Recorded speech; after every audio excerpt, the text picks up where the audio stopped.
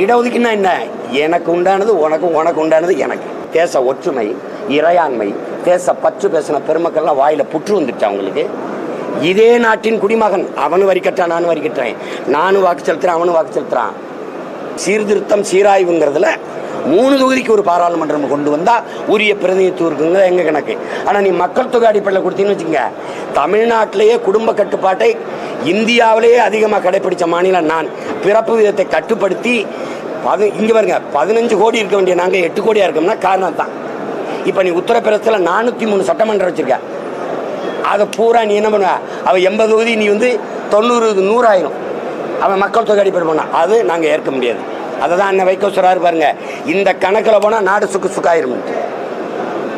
நான் ஏற்கனவே 40 வச்சிருக்கேன், நான் புதுச்சேரியை சேர்த்து 39 எனக்கு இருக்கா, 31 ஆயிரும். அதனால அப்படி பிரிக்க கூடாது. அது அப்புறம் வரும்போது சண்டை போடுவோம். அப்போ அவங்களுக்கும் வேலை இல்லை, நமக்கும் வேறு வேலை இல்லை, அப்போ மல்லு கட்டுவோம். இப்போ இதுதான் நம்ம கேட்குறது.